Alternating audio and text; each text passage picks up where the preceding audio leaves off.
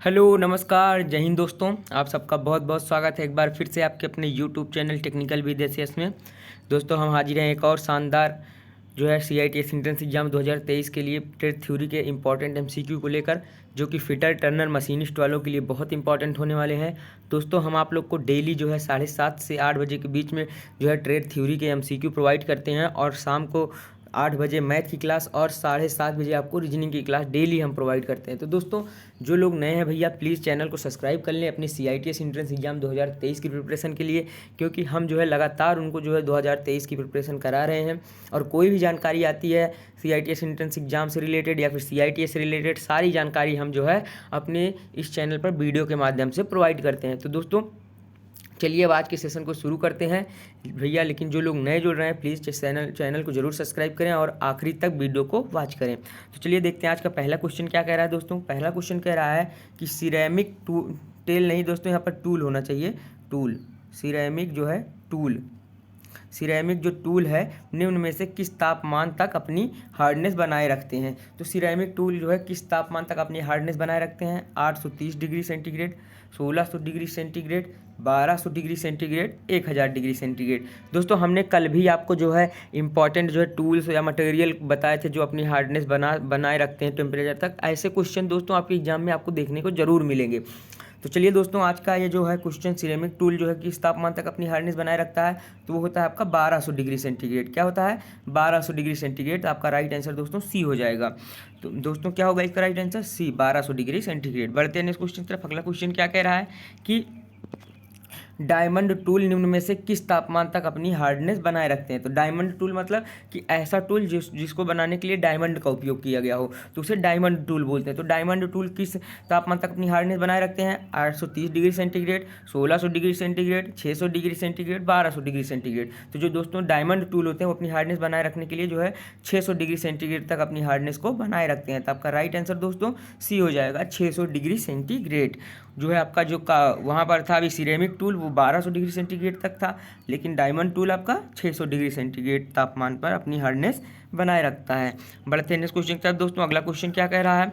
अगला क्वेश्चन कह रहा है दोस्तों कि निम्न में से कौन सी धातु नॉन फेरस है।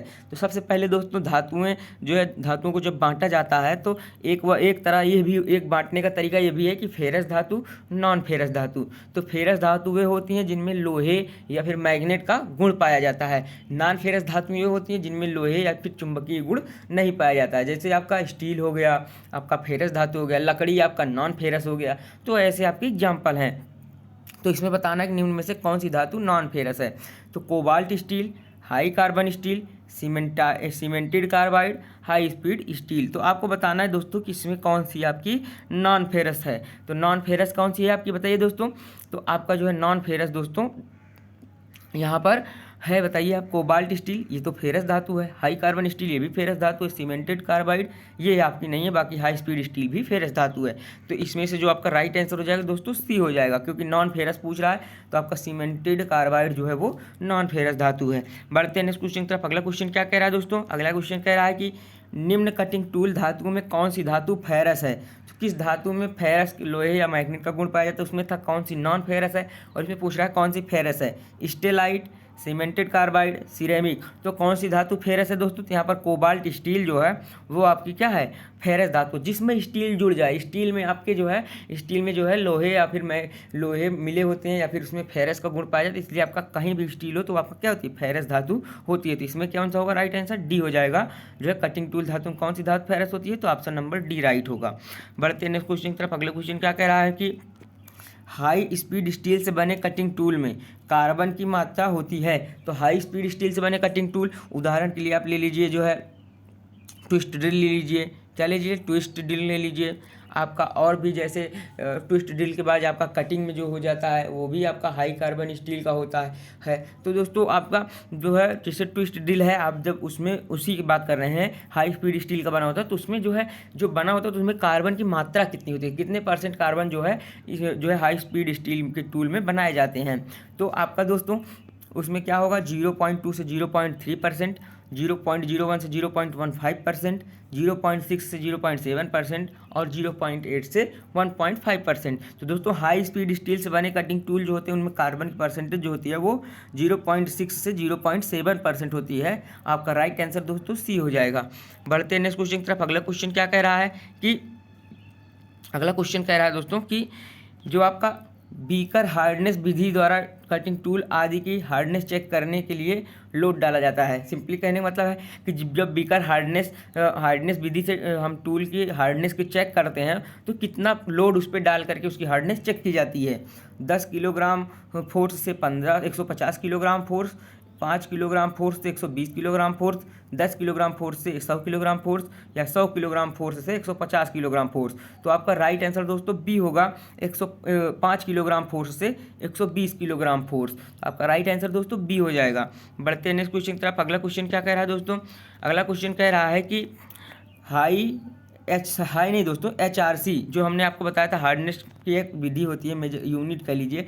HRC विधि में धातुओं की हार्डनेस चेक करने के लिए डैश प्रयोग किया जाता है। तो HRC में धातुओं की हार्डनेस चेक करने के लिए किसका उपयोग किया जाता है? डायमंड कोन, कार्बाइड कोन, डायमंड हैमर, कार्बाइड हैमर। तो दोस्तों HRC विधि में धातुओं की हार्डनेस चेक करने के लिए हम डायमंड कोन का इस्तेमाल करते हैं। तो आपका राइट आंसर दोस्तों ए हो जाएगा। बढ़ते हैं इस क्वेश्चन की तरफ। अगला क्वेश्चन क्या कह रहा है कि HRC विधि द्वारा स्टील की हार्डनेस टेस्ट करने वाले कोण का कोण कितना होता है। तो दोस्तों भिन्न भिन्न जो है मटेरियल के लिए जो आपका डायमंड कोण होता है वो अलग, कोण का जो एंगल होता है अलग अलग होता है। लेकिन यहाँ पर पूछा किसका गया है? स्टील की हार्डनेस चेक करने के लिए। तो स्टील की हार्डनेस चेक करने के लिए कितना होगा? 120 डिग्री, 90 डिग्री, 160 डिग्री, 45 डिग्री। तो बात करें दोस्तों जो स्टील की हार्डनेस टेस्ट करने के लिए जो कोण का कोण होता है वो होता है आपका 120 डिग्री। तो आपका राइट आंसर दोस्तों ए हो जाएगा। बढ़ते हैं नेक्स्ट क्वेश्चन की तरफ। अगला क्वेश्चन क्या कह रहा है दोस्तों कि निम्न धातुओं में से सबसे कम कार्बन किस धातु में होती है? तो सबसे कम धातु कार्बन किस धातु में होती है? तो जो सबसे शुद्ध लोहे का रूप होगा उसी में सबसे कम कार्बन की धातु होती है। और सबसे शुद्ध लोहे का रूप कौन सा होता है? अगर आपको पता है तो आप आंसर कर लेंगे। Pig iron, wrought iron, steel, cast iron. तो जो लोहे का सबसे शुद्ध रूप होता है दोस्तों वो होता है आपका रॉट आयरन। आपका राइट आंसर दोस्तों बी हो जाएगा।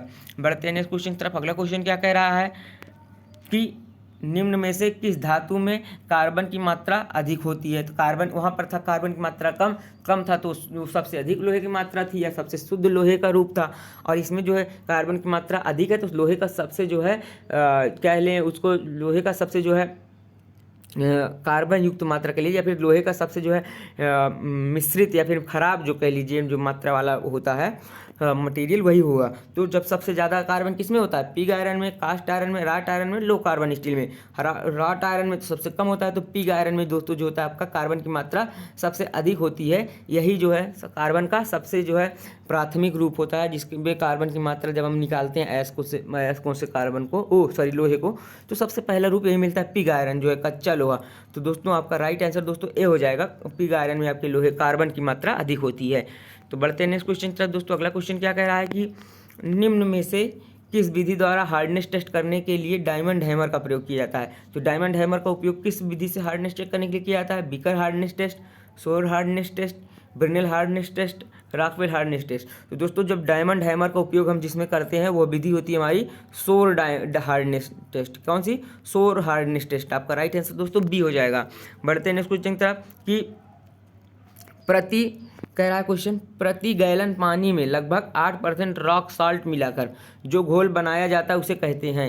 तो क्या कहते हैं? ब्राइन घोल, कास्टिक सोडा घोल, साबुन और पानी घोल, तेल और पानी घोल। तो दोस्तों प्रति गैलन पानी में 8% रॉक साल्ट मिलाकर जो घोल बनाया जाता है उसे हम लोग कहते हैं ब्राइन घोल। तो आपका राइट आंसर दोस्तों ए हो जाएगा। क्या बोलेंगे उसे हम लोग बोलते हैं ब्राइन घोल। तो चलिए दोस्तों बढ़ते हैं नेक्स्ट क्वेश्चन की तरफ। अगला क्वेश्चन क्या कह रहा है कि मिश्रित इस्पात के गुणों में सुधार लाने के लिए अनेक मिश्र तत्व मिलाए जाते हैं।